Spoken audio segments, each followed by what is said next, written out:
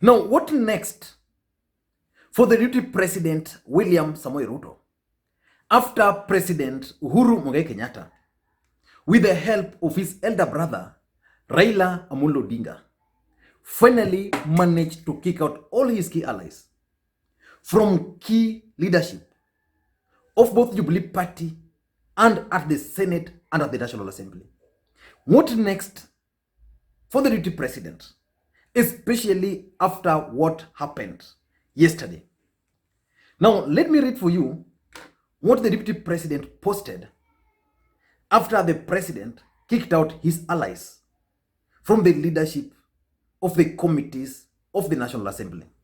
He's saying, with the changes in parliamentary leadership, including committee membership and leadership now concluded, I argue all MPs not to be divided, but work together in serving the people.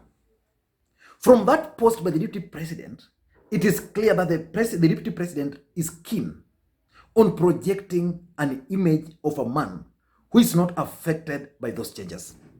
But let's face it, the deputy president is greatly affected by the changes both in Jubilee Party and at the National Assembly and at the Senate. But what next for him? Today, I want us to look at what the deputy president should do. And after this video, I want him to pay me for giving him the best advice. What should he do after this? But before we do that, if you are watching this video for the first time, I want you to take a second or two and click the subscribe button now, so that next time we produce a video like this, YouTube will automatically notify you. Now, back to the main issue. What next for the deputy president?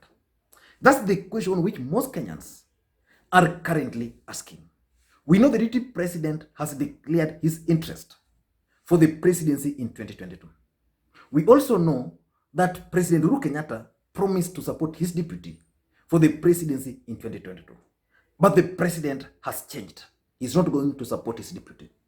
We also know that the deputy president agreed to merge his party, URP, with the TNA to form a big political party called Jubilee, in the hope that in 2022, that party was going to propel him to the presidency. And the main reason why the deputy president engineered the merging of these two political parties was to control parliament. He wanted Jubilee Party, that merged party, to have more members of parliament, more senators, more governors, and more MCS. And indeed, they succeeded in that. But despite that success, which can be attributed to the deputy president, he's still being kicked out of the party and being kicked out of the leadership of those key parliamentary positions. And for those who follow the politics, immediately Jubilee took over, the deputy president alikuwa amejipanga vizuri. And I'm coming to realize that huyu jamaa aliona very far. The deputy president was way ahead of Raila Odinga, of Uhuru Kenyatta, of Kalonzo Musyoka, and of any other politician. Because even from the composition of the people he appointed to various committees of the parliament, it was clear huyu jamaa alikuwa amejipanga. And on that note, personally, nimemunulia mkono. Aliona far. But despite that, he's being fought. But what should the deputy president do? I have 6 advice for him. And anybody who is close to him should pass this to him. And I'm going to invoice him for this. The first thing the deputy president should do is to stay put in government. The reason the president is doing all this, he wants to ensure that the deputy president resigns from the government. That's what he wants to do. And that's why he's trying so hard to embarrass the deputy president. So the deputy president must stay put. Because constitutionally, the only reason why the deputy president is still the deputy president of the Republic of Kenya is because the constitution protects that office. Otherwise, if we didn't have the office being protected by the constitution, the deputy president would have been kicked long time ago out of office. So the president is trying to embarrass the deputy president in the hope that the deputy president is going to be provoked and resign from office, because that's the only option. But the deputy president must stay put, because staying put means that despite the embarrassment he's being subjected to, and despite every other thing which is being done to him, he will still enjoy certain privileges which comes with that office. For example, as the deputy president of the Republic of Kenya, he can't be removed out of Harambee House Annex. So the deputy president can use that office to do so many things. The fact that he's the deputy president and we have the official residence of the deputy president of the Republic of Kenya, the deputy president can still use that office to hold the many rallies he's holding. Because today, if the deputy president was not the deputy president of the Republic of Kenya, he would probably have some office somewhere to coordinate his activities. But because he's the deputy president, he's able to call lawyers for tea in Karen, he's able to call kisses for ndizi pale. He's able to call a few luos in Karen wakule samaki. He's able to actually conduct so many activities in that office at the expense of taxpayers. So those privileges, he's entitled to vehicles, he's entitled to fuel, he's entitled to staffs in his capacity as the deputy president. So he must stay put. Number two, the second thing the deputy president must do, in my view, is to push for electoral reforms. One of the mistakes I'm seeing Raila Odinga committing is failure to push for electoral reforms. The deputy president was in ODM when their victory was stolen. So he understands best that elections in this country cannot be won on a free and fair contest. And because he is falling out of the system, he must push for electoral reforms in this country. Now Raila melala kidogo, and he's going to be surprised. By now, I expected ODM as a political party to be pushing for electoral reforms, because they are the biggest victims to election theft in this country. So the deputy president can take advantage of the current situation to push for electoral reforms, because without pushing for electoral reforms, his campaigns will go to waste. Already, I'm reading that Wafula Chebukati is proposing that IBC should use the Otimofo Kim's kits which costed this country billions and billions and billions of Kenya shillings, but could not relay results the way they were supposed to do. So if I were the deputy president and his handlers, I would push for electoral reforms. I'll ask my team to team up with like minds in parliament and even outside parliament to push for electoral reforms. Because without electoral reforms in this country, I don't see William Ruto succeeding, even remotely, in his bid to become the next president of the Republic of Kenya. So he must do that. The third thing the deputy president must do now, in my view, because he's been kicked out of Jubilee Party, he's being kicked out of parliament, and the reason he's being kicked out of parliament is because of the Building Bridges initiative. So if I were the deputy president, I'll oppose that Building Bridges initiative. I know it will pass, because the system is going to make sure it passes. But the best thing for him is to oppose that Building Bridges initiative. He can win the hearts of Kenyans by identifying specific clauses, areas which are very unpopular with the people, and run away with it. The reason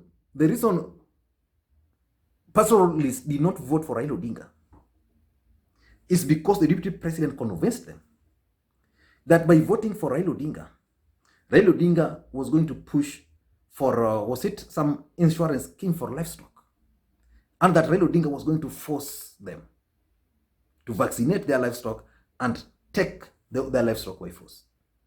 So hiyo iliwaingilia, wakasema pana hiyo haiwezekani. So the deputy president is normally very good at propaganda. So he can identify certain clauses in that Building Bridges Initiative report once it's out.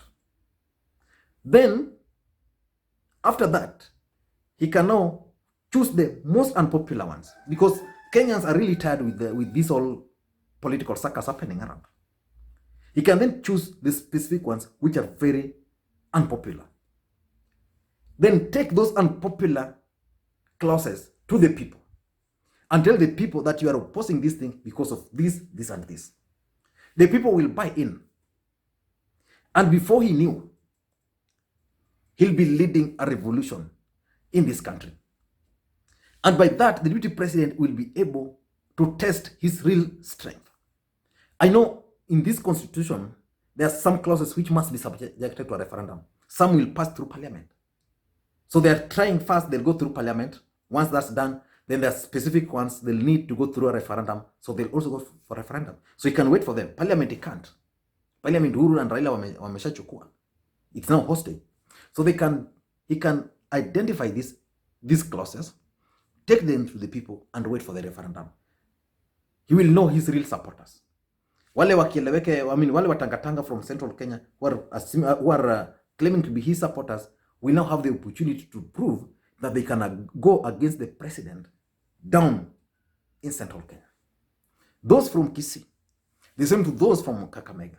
And again, from there, he'll be able to gauge his ability to run a campaign.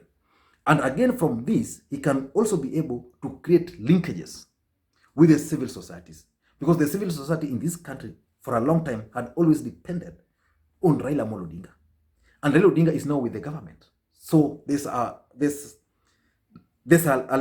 something which is missing there, which the deputy president can actually pick and be the link between the civil society and himself. Because I know civil society are going to oppose the Building Bridges Initiative. So that's the third thing the deputy president must do. He must oppose the BBI.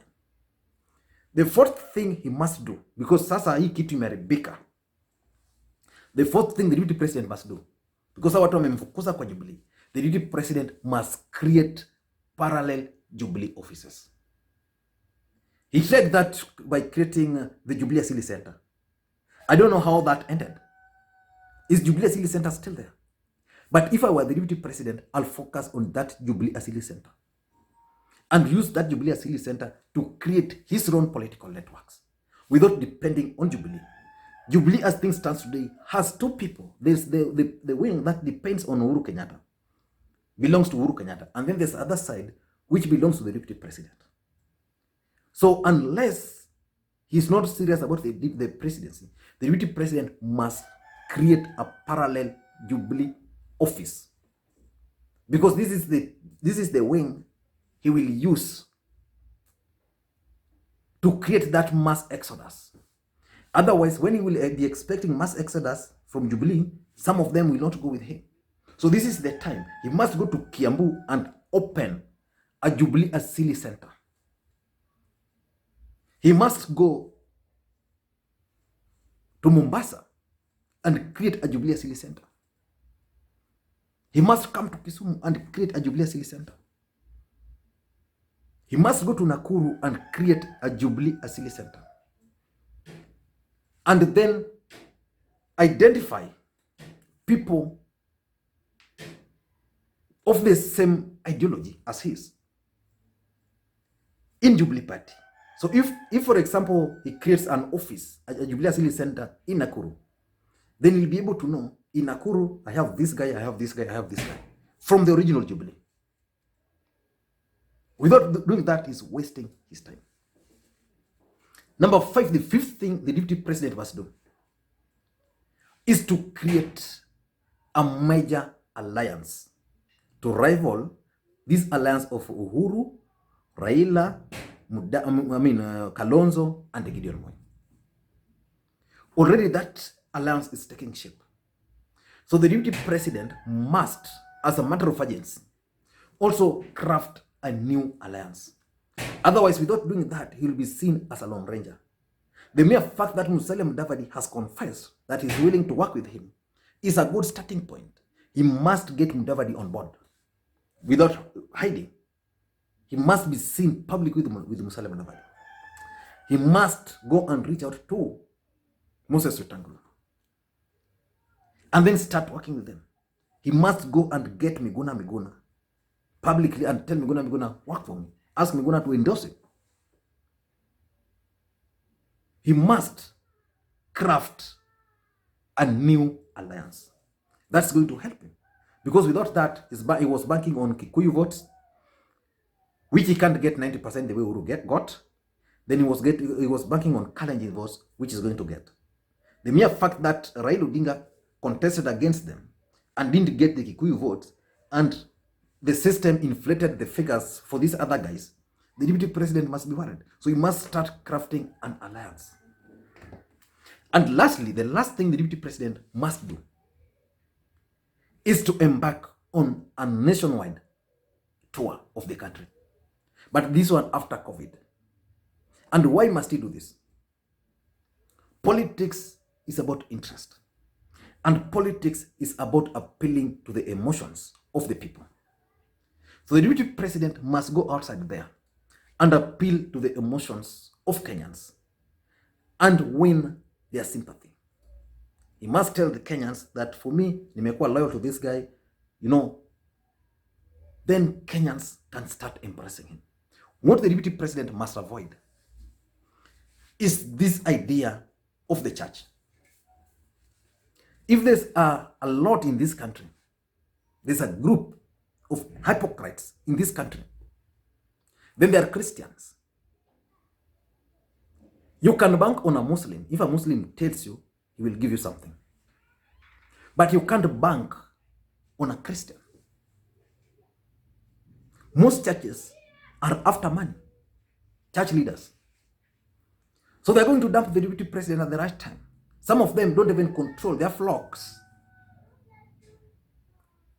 So the best thing for me, the best thing for the deputy president, in my view, is to reach out to the people on the ground and appeal to their emotions and win their sympathy. I don't know what you think. But for me, that's what the deputy president must do after President Uhuru Kenyatta decided to embarrass him by kicking out his allies from all key parliamentary committees and from parliamentary leadership. Kipchumba Murkomen was kicked out of majority leader at the Senate. Susan Kihika, majority whip, kicked out. Eden Dwell of all the people, kicked out. Washiali, kicked out. In the cabinet, Uhuru Kenyatta is now going for the cabinet. He's going to remove his allies. Most of his allies are currently facing cases in courts. So there's nothing the deputy president is actually going to lose. I don't know what you think, but that's my take. And as usual, if you're watching this video for the first time, please take a second and click that subscribe button now.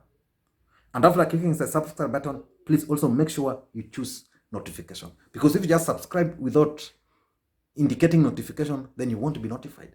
We only do 1 or 2 videos a single day. And that notification won't be much. And one thing I know on this platform is that at least at the end of every video, there's something which you come from. And I'm actually getting very good response from our brothers from Tanzania. They're telling me they really follow this channel. And they want me to start venturing into their elections down there. The only unfortunate thing is that I've not been very keen, but now I have an interest there because of them. And to the people who continue supporting this channel in any other way, I want to appreciate you guys. I want to thank you for your continued support. And there's a guy I told you about yesterday who sends Safeways. I'm going to put the link to his channel. You can also just watch his channel. We want to see if that channel can also grow, because it's not just an ordinary guy. I think he's doing a fantastic job, but the channel needs to grow. So you can also take your time, just check his videos there. You can advise him on the comments in those videos. But on this channel, the only request I make to you guys is simple. Kindly help me create interactions. How do you do that? Like the videos if you like. Drop your comments if I mean, there's nothing which hurts, I mean, which will hurt you if you just drop your comments. Do you agree that the deputy president should actually create a parallel Jubilee office? Thank you guys, and please may you have a good day. Bye bye.